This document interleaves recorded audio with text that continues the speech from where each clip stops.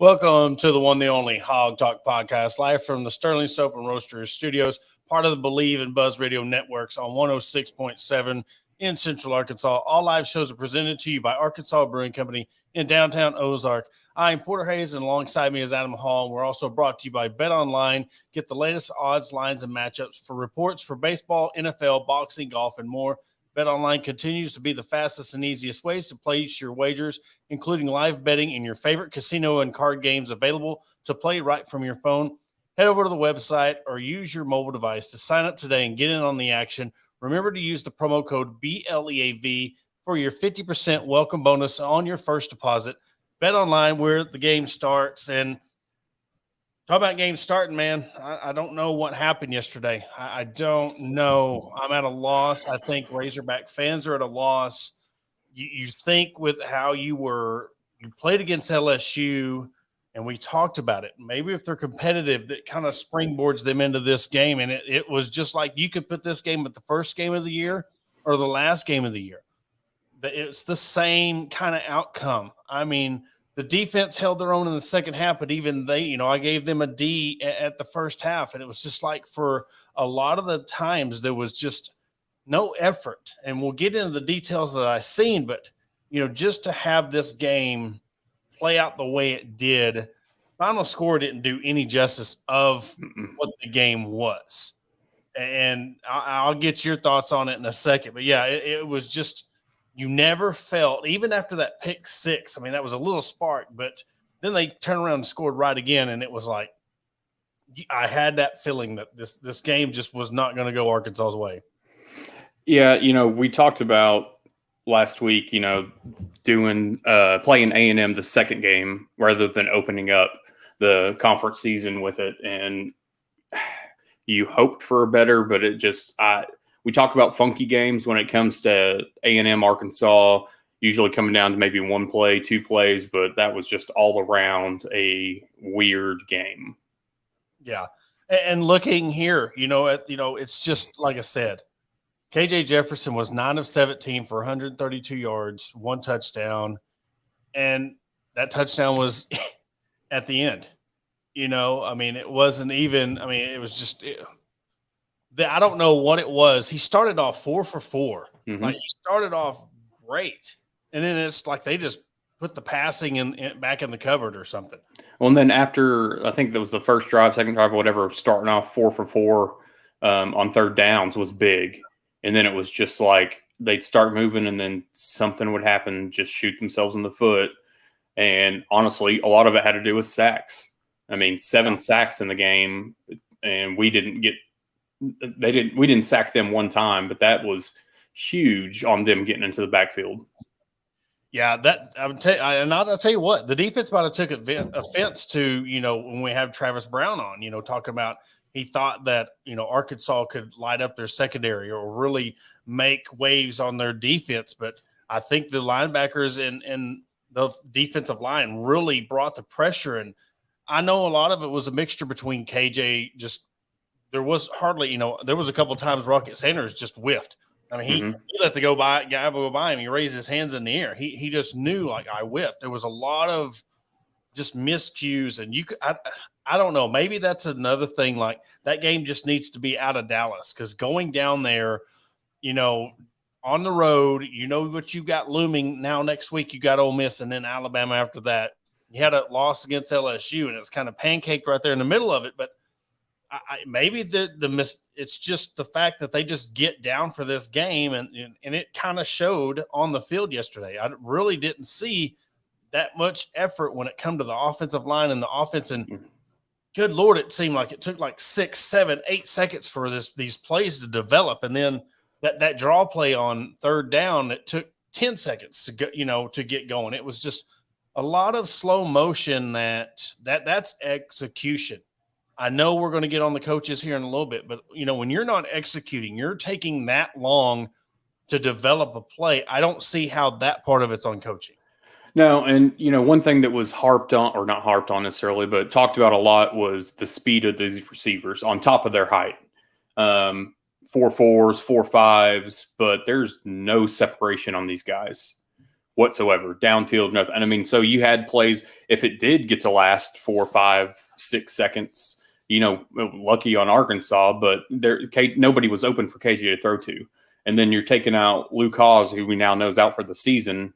That was a big part, I think, of the offensive game plan that was no longer gone. Because I know when Gums got in, I mean, I just didn't really see. I can see why Has is taking the spot that he has, because I didn't see it from Gums when he was on the field.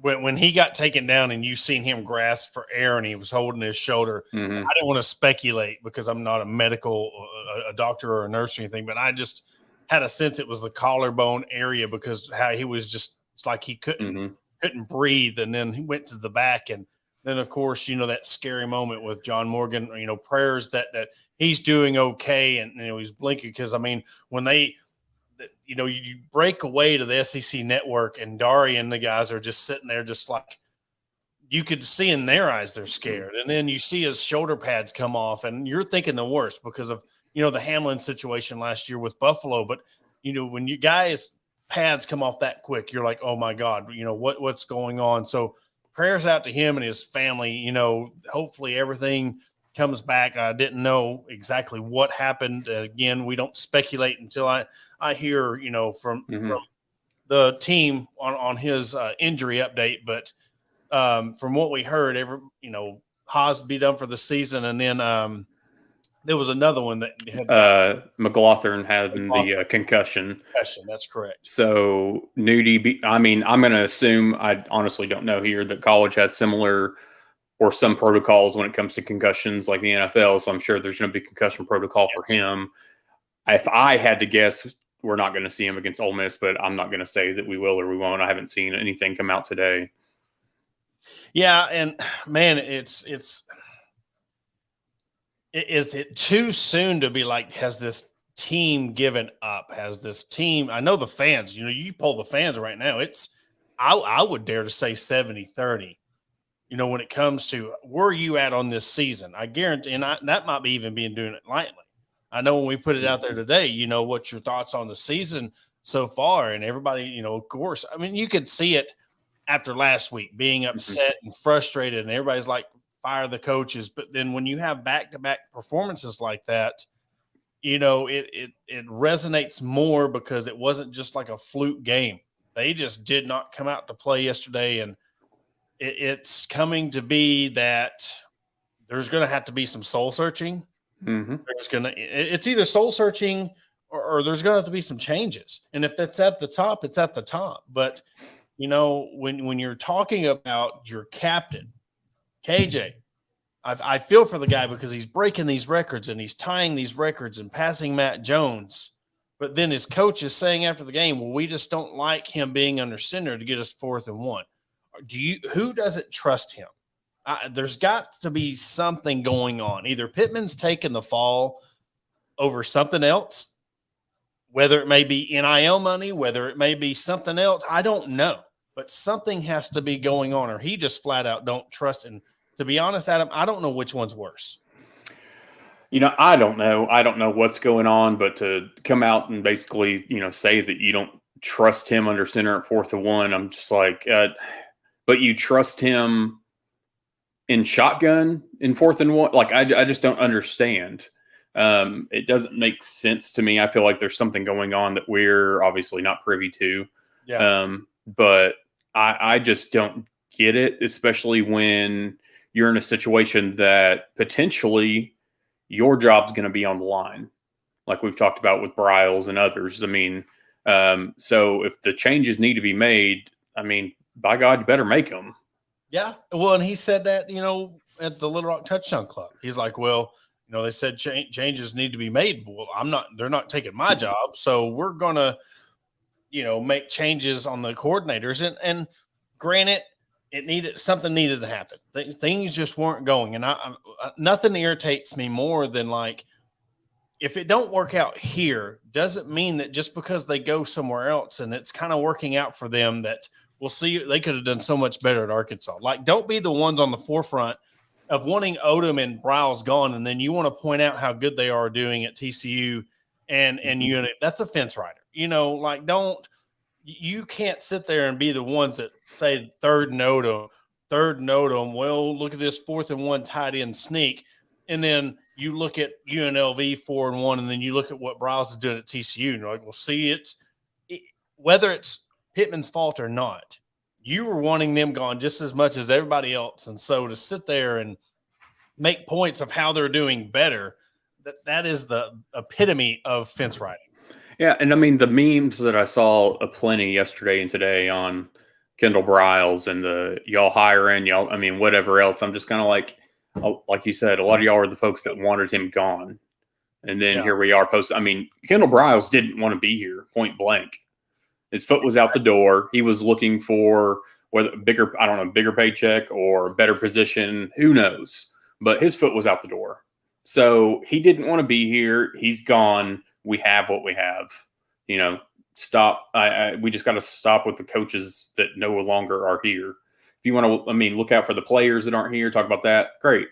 Yeah. It is what it is. But to constantly remind everybody of what Briles is doing versus what Enos is doing, I mean, it's ridiculous. Yeah, and again, I bring up KJ because, you know, he was the one that we were looking at this year. He wants to go down as one of the greatest, if not the greatest, Razorback quarterback ever. I mean, he could break every record this year or whatnot. He could even come back. I mean, I don't know. I mean, that's his decision, but he could break every record, and if they're 4-8 or 5-7 or 6-6, there's no way you can put him as the greatest quarterback ever.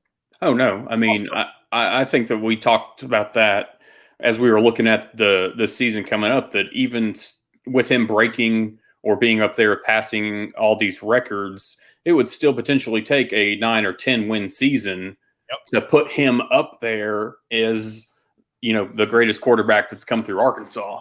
And I mean, say what you want. We don't know how the rest of the season is going to play out, but that's not happening. And I want to, you know, kind of say something to our fans, our listeners and stuff. Look, I know it's bad timing when we're getting beat by Texas A&M and they're posting stuff about KJ. But, you know, also we still have to think about what KJ has done for this university. And we do it for the recognition of what he's doing, you know, for this program. And I know that it's bad timing and all that stuff. They're trying to find that silver lining, but it's just – I hate it that it's another one of those. Look at Darren McFadden. Look at the years that he had at the tail end. You know, look at everything that went on with that situation. You know, look at the Bobby Petrino era. I mean, we had 2 good years, and then you've seen what happened after that. Brett Bielema had a good year. You know, you look at the history of Arkansas football, and that's just how it's always been. And it sucks because you're wanting that – you know, you're wanting the fans to get what they deserve. You want them to have a good team. They're the most passionate fan base in the country, and they deserve it. We all deserve for the Razorbacks to be good and and when you're talking about expanding and raising ticket prices and doing everything that when it comes to this football program, and you're wanting donors and boosters and even more with NIL and stuff, you're asking more of boosters and sponsors now. To have this product be put on the field, it's discouraging. And again, I hate to say it, man, but I'm planning on going to the Florida Internet or the FIU game in November, and I'm kind of worried on how empty that stadium is going to be. I mean, you never know. Yeah, and I mean, that's for KJ to stick through what he stuck through. You know, Chad Morris recruited him here. I'll give him that.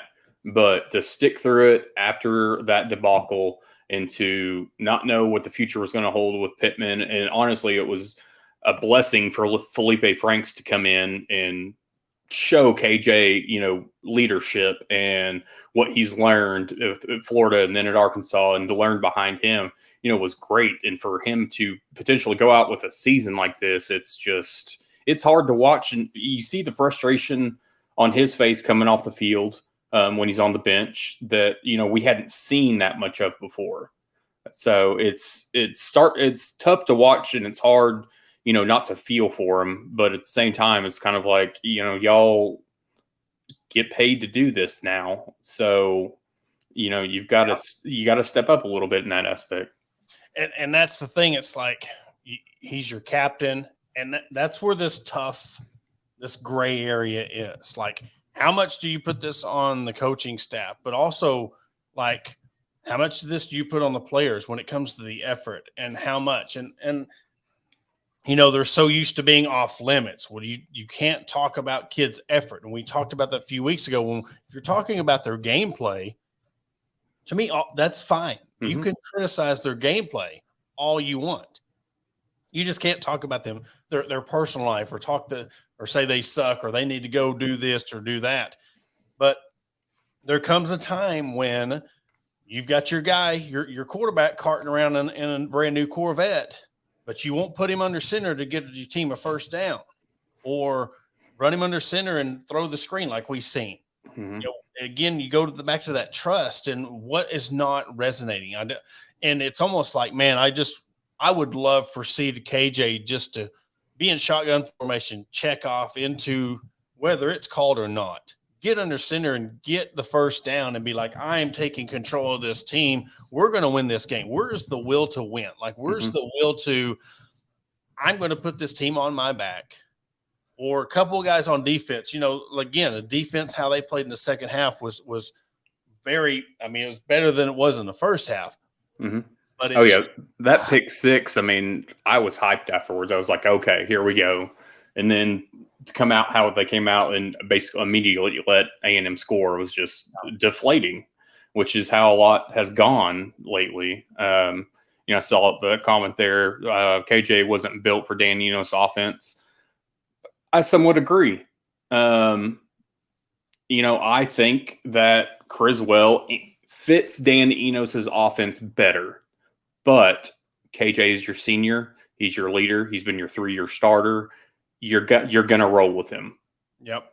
So, and that's just how that breaks down. It's not KJ's fault that they had to change coordinators for his last season. Yeah, and I'm not saying bench the guy. Oh, no. Saying that, but I just want to see more. I want to see more. Pittman just looks defeated. He just looks like, even when they were talking to him on the sideline, it's like he's trying to come up with an answer and come up with an explanation on, but we know what needs to be done. Like, it's just like you could just see his head scrambling for an answer to kind of say it in a PR proper way when he's talking to the commentators, but it's like, we can't get this going, and we're trying to do this. And again, with the fourth, and it's almost like you dealt with the criticism of that last week. Why not practice that? Why not at least try? What's the worst that can happen if you put it into your system, you installed it, you spent 10 minutes a day working on this, getting your snap right, and then implementing it into this game, knowing. But again, and the fact that a timeout and you're going to punt it, all that does is throw gas on the fire. Yeah, because, we obviously saw whether they were working on it more in the past or it just came up. We saw Satania out on the field for an end around, so they've been working on that. I would like a straightforward answer, which I know you're not going to get all the time with coaches, but if you got to call somebody out, call somebody out. What's it going to – you might cause some issues, you might cause some rifts, but at the same time, it just sounds so, and like you said, Pittman sounds like he's at a loss for words. And then when he does talk, it's just repetitive. Yeah. Whether it's he was out coached or it's not the offensive line, but it's it's just the kind of the same thing. And it's like, well, it's something because we're having the same output. Even if he don't want to call out players, or if he is falling out in sword, go by position or offense or defense. Hey, man, we got some guys on the offensive side of the ball that's not doing X, Y, and Z. Or, hey, we got some of our receivers who are, and then in your individual meetings, then that's when you chew on their butt. Mm-hmm. That's when you're in film. It's weird that bringing up the defense of it, there was one play where it was a swing pass out to LSU, and Pooh Paul was out in coverage. And the LSU guy caught it and kind of jumbled it, fumbled it, and then re-got it and regained possession of it. But it was like his first instinct was to angle away from him and try to run him out of bounds, opposed to there was no flying to the ball. There was no, if you got a guy in the flat, you didn't see hardly anybody flying to the ball and trying to get them on contact or break up the pass.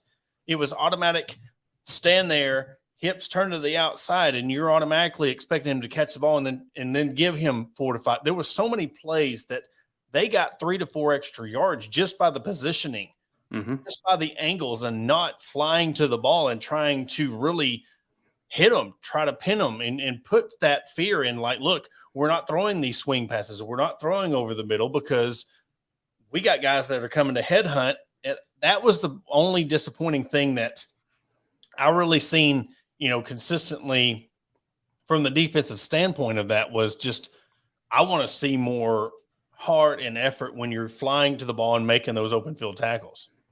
Yeah, and I know early in the first half, I was watching and I was thinking, I think Ainias Smith had a big catch, which you think he finished with like 70 yards, but he finished with like 193 total yards because of his punt returns. But in the first half, he caught it was 20, 30-yard pass, and I was just like, this is going to be the guy this game. Like we saw it with Neighbors and LSU.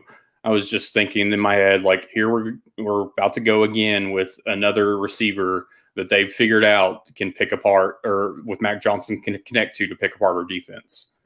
Yeah. He was getting out in the open space in the middle of the field way too often. Well, and also teams are realizing Moss had 107 yards on 17 carries. And I want to say that without looking it up, didn't an LSU running back have over 100 yards rushing against last week? Let's see. LSU. Well, they had one of their running backs had 97. Okay, 97. But 14 rushes for 97 yards, 7-yard average. So, teams now, this is where it's going to start getting tricky. And this is where it's really, you're starting to dig yourself a hole. If you're look what Ole Miss just put 700 yards up on LSU. That was a barn burner of a game. If there was ever yeah. It's just like, all right, when it comes to the defense, what are you going to focus on? Now teams are knowing that you can get a 100-yard rusher against this defense. I mean, some of them holes that it was just insane how open they were. Mm-hmm. And on top of that, it's what's crazy, you just brought up a point about Ainias Smith. He only had 71 yards on 4 attempts, but he was like 17 average, but it felt like he had 200 yards receiving. It just felt that way. And then, of course, you throw in the punt return.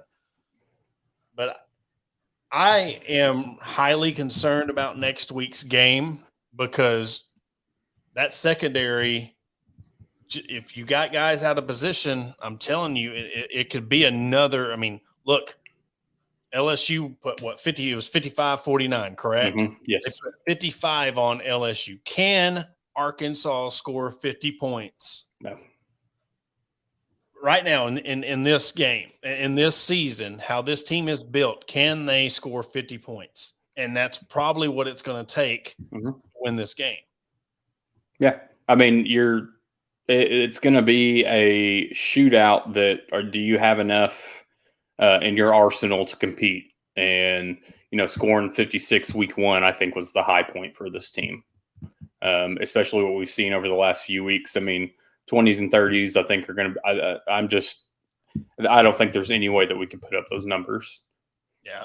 And we're going to touch on that more after the break, continue our talk about the LSU, the Ole Miss game coming up, and of course, recapping this Texas A&M loss, and we'll catch you after the break.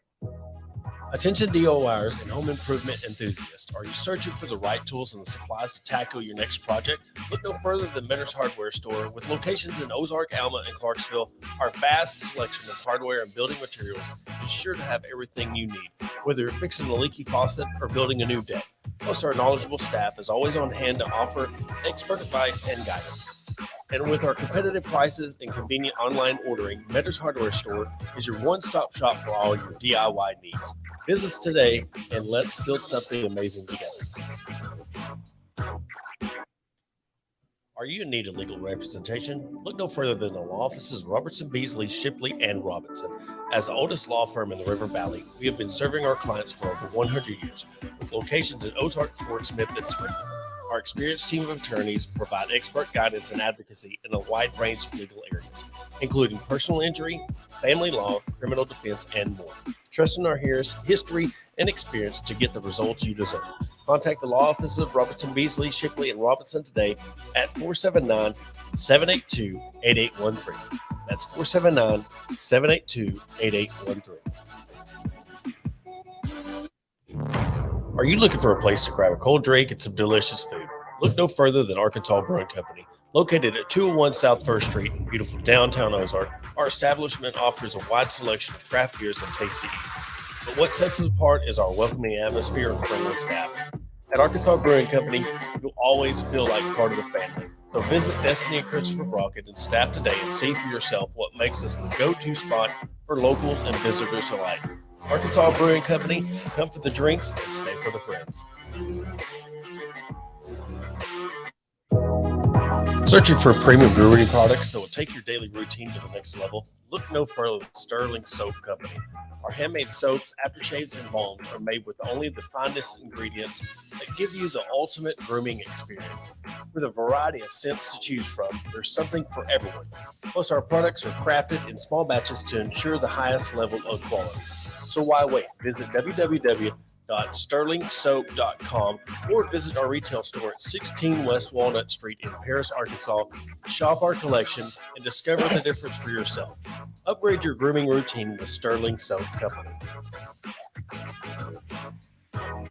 And want to welcome you back to the Hog Talk podcast. And I guess moving on to the Ole Miss game, I mean, just with how everything happened with A&M game or the LSU game and A&M game, it's if one thing could just turn this season around, it would be a win against Ole Miss, and it would be a start. And I think we're at that point to where something's got to happen.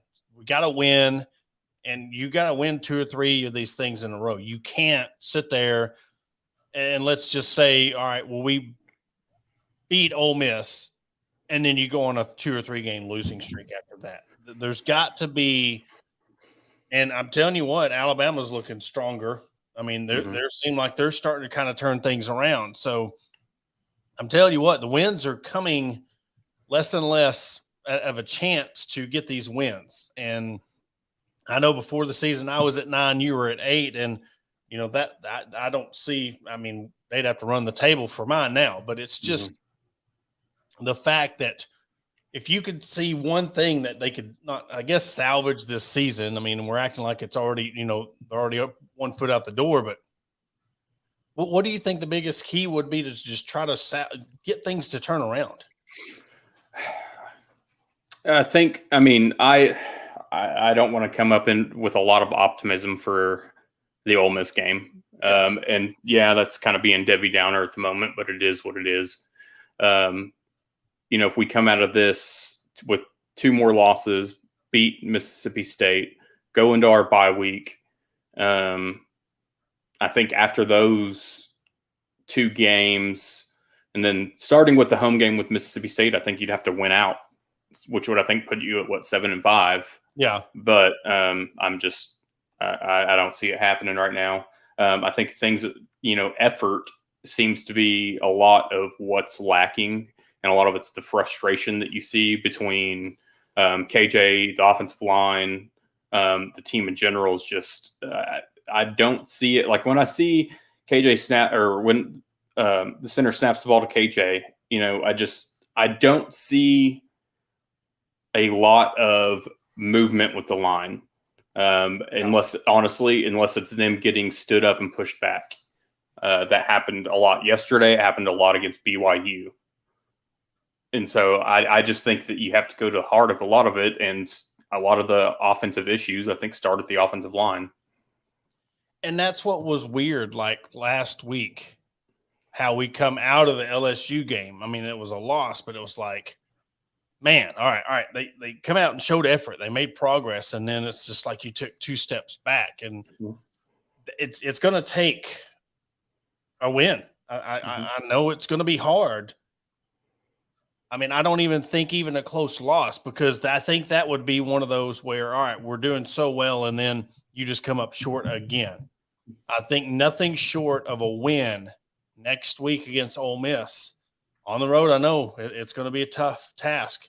We just seen how they just carved up LSU's defense. But if you want to send KJ out on a high note, if you want to salvage this season, if you want to prove that what we're saying up here is false, and hey, we're going to show those guys. We're going to show those guys that, they were talking all that noise and doubting us, that we're going to turn things around.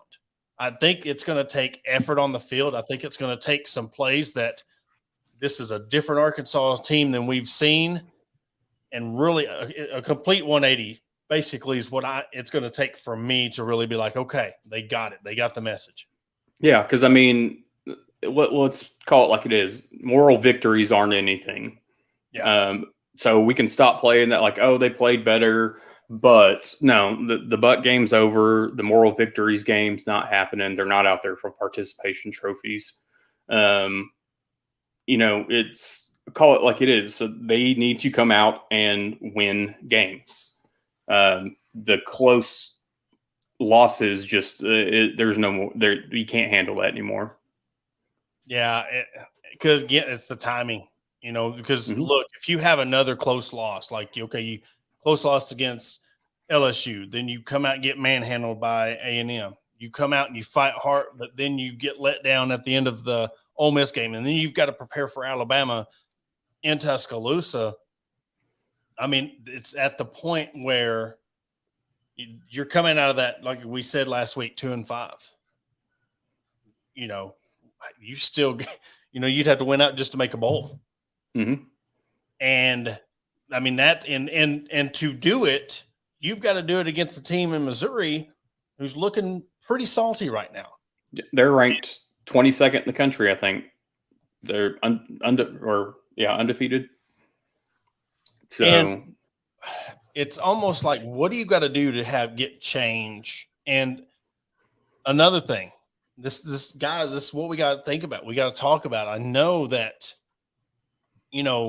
Pittman's time might not have run its course. Do we give him and Enos another year? But with the fact that we've brought this up so many times, you got Texas, you got 2 more teams coming in your conference next year.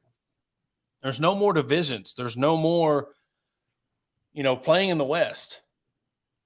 How, where's the line? And this is, I know Hunter's probably thinking about this. Where's this line of, all right, do I stick with him, give him 1 more year to really make this, give them a full year together?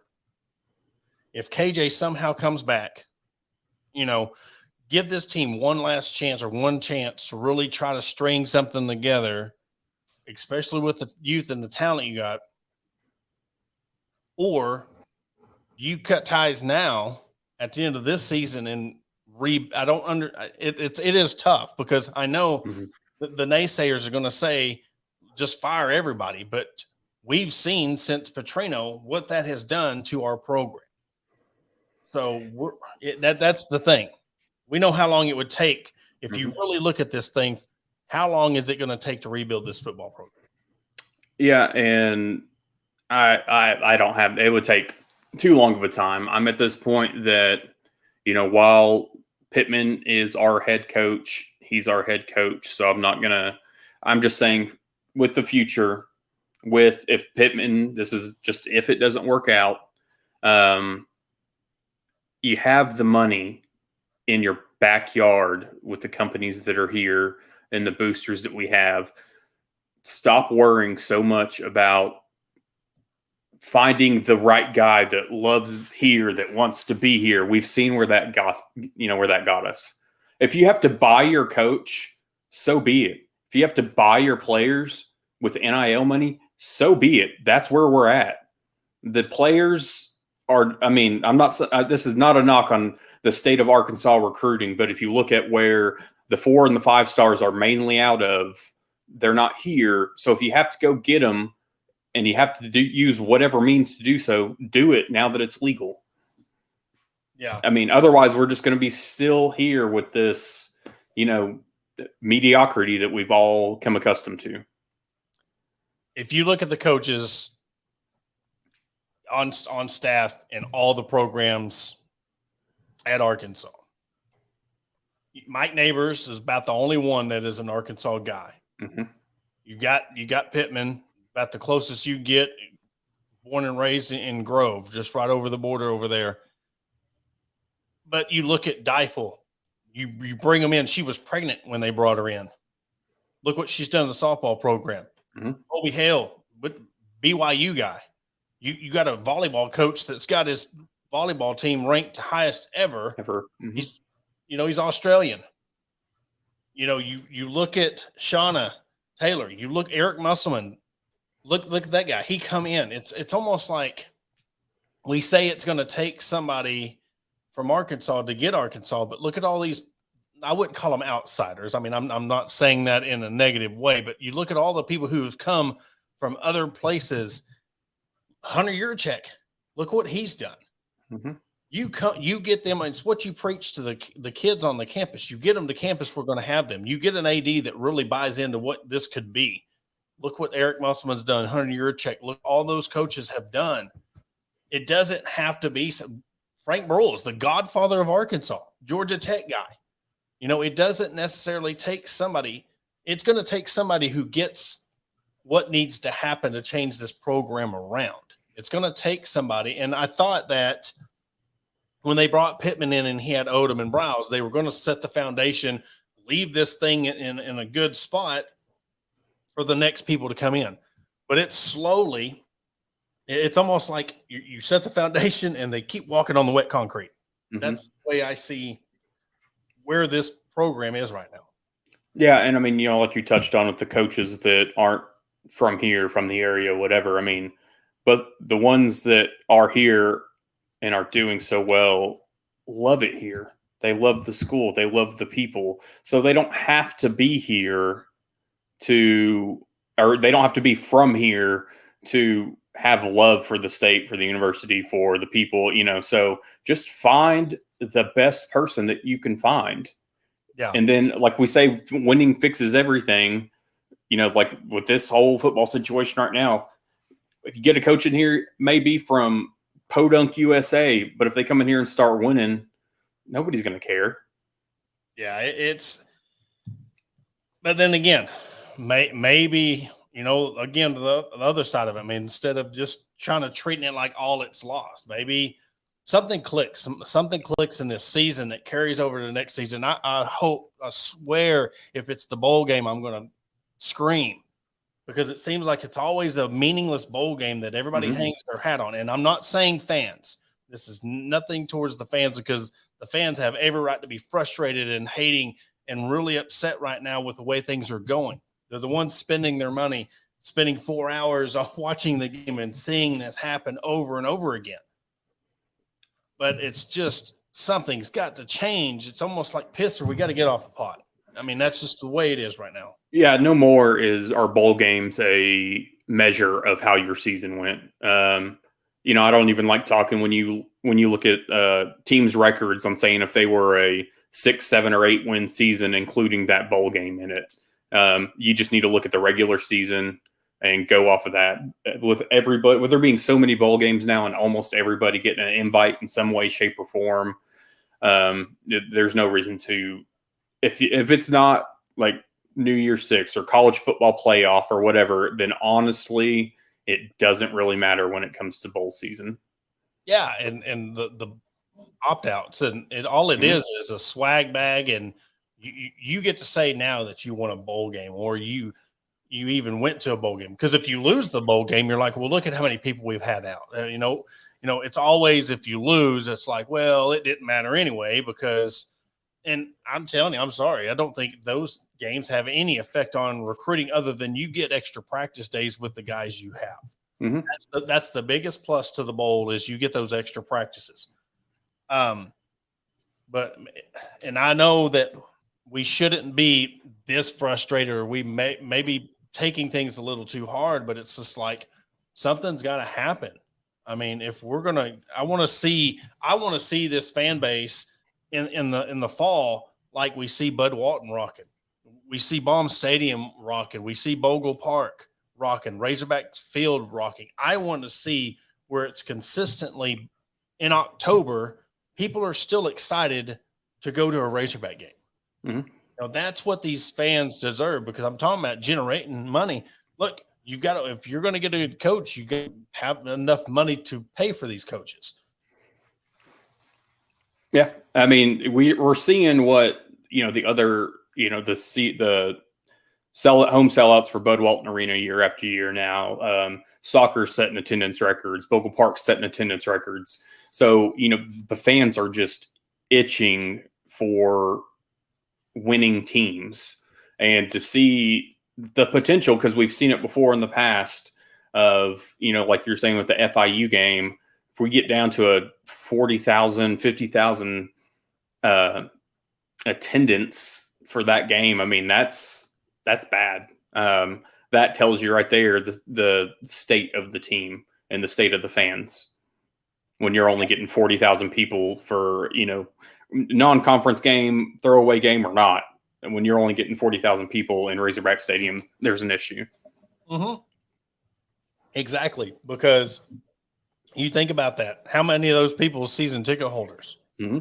I mean, that's guaranteed money.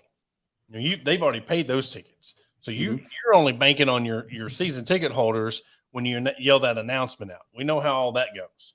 You can sit there and say there's 44,000 or 47,000 people, but when you look in the stands, you're like, there might be 30. But, I would love to know the true number of how many people are in the stands in the Western Kentucky game. Mm-hmm. I'm sorry, but I'm telling you, they come out of this thing 2-5. I would be very interested to see how many people are at the Mississippi State game.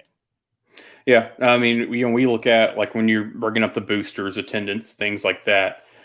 We go back to Sam Pittman's hiring. I've seen a few times out there too now on how, like, the boosters like him. Yurachek likes. Like, I just don't get. You can like him and him not just be a great fit. I think when you look at it from, let's say, the business standpoint, and you're putting a product out on the field that's not putting butts in the stands, who are then not spending money in concessions and other things, and that starts hurting the pockets of said boosters and so on and so forth. I just don't buy into all of that. That's the reason that they won't pull the trigger on Sam's future. Which, again, I'm not saying you need to pull the trigger on it. I'm just, the speculation out there of what's going to happen, or that Yurachek or boosters like him too much to let him. I don't buy into all that. Well, you've got to look at too. Yeah, we might be shelling out X amount of dollars for his buyout, but if we're continuously getting 30 and 40,000 people in our stands, how much revenue are we losing as a whole of people not coming to the games? Mm-hmm. I mean, it's got to be a trade-off. When I say business, I'm talking about Fayetteville as a whole.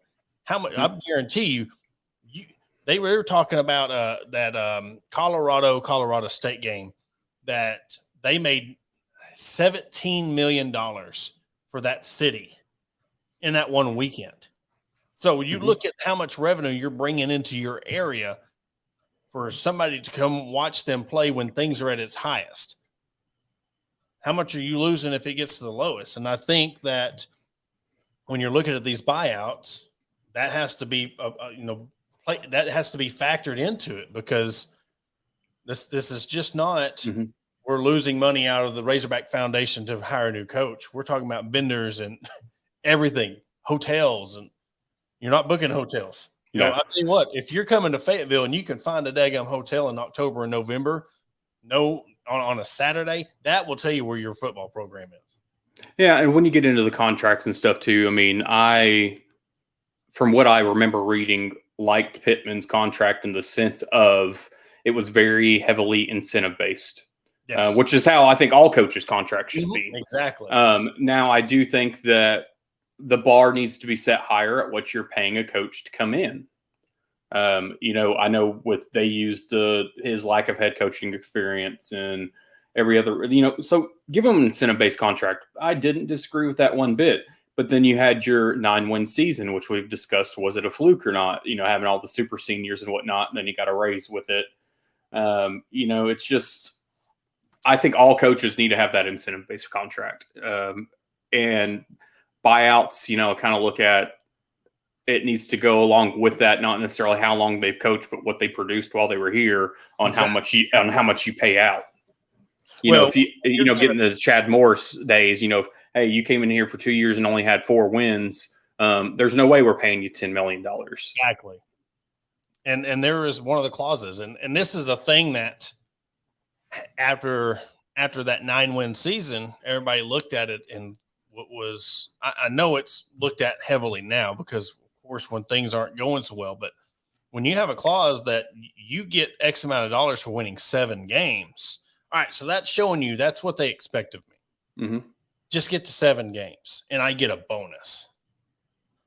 So you could take that as if you're a guy, hey, all I got to do is get seven wins, and I get a bonus. That's barely making a bowl game every single year. Year after year, that's not going to cut it. You've got to show that you're willing to 8, 9, maybe have a 10. I'm not saying you have to have a 10-win season, but you can't ride the 6 and 7 win every year. And then, of course, we don't know how this year's going to play out. But, man, again, if you'd ask me right now, if they were to win a bowl game, I would say no. If not win a bowl game, make it to a bowl game, I would say no. I'd agree with you. And getting to a bowl game can no longer, like you were saying, with the incentives of 7 wins, that being, that's where kind of the minimum is, the standard is. I mean, that's no longer, because like we said, getting to a bowl game doesn't necessarily amount to anything anymore. So you've got to raise the bar a little bit more. Now that everybody's getting to a bowl game that's 6 wins, sometimes even 5 wins, depending on who says we're not going to go to a bowl game. I think you got to look at, okay, when are you getting to 8, 9 wins consistently? Yeah. And that's where, again, that's where we need to get. And it's just because the fans deserve it. And that's where, and we're getting a lot of people saying no one wanted the job. No, nobody. No. I mean, nobody really wanted the job, but you can't sit there and take that as settling for letting Sam ride out. If this ain't going to work out, we need to at least get it to that next spot. Put it in the hands of somebody, because if they looked at what Sam Pittman can do here, maybe there's a coach that would be like, I can come in and I will take charge of this and I will get this team back to where it needs to be. Just because nobody wanted this job 4 years ago doesn't mean that somebody don't want it now. I mean, this, and we could sit here and say the program is bad. This program was nothing compared to what it was when Chad Morris left this place. Oh, no. And I think that we're, because we're in the midst of all this right now. We think we're at our worst, but we're not thinking back to how it was just a few short years ago. Yeah. And that's where I leave that at. Yes, Sam Pittman has brought us out of the ashes. Yes, we can't sit there and say what he has not done for this program in this state, but is that the peak? Is that all he's able to do for us? I mean, can he get us to we're looking at right now, can he get us to a bowl this year? That's where this program is at right now. And again, how many more years is that going to be acceptable to where we just keep riding this and give him another year? That's going to be the tough question. Let's see how the rest of the season plays out. But I'm telling you that the way things are trajectorying right now, they're going down that downward path. Either if you give him one more year, I think that's where it's going to be. I don't see now, unless he just loses the rest of his games, I think he's safe. But I tell you what, if this team just the wheels just fall off this thing, yeah, they're going to have to seriously make some changes.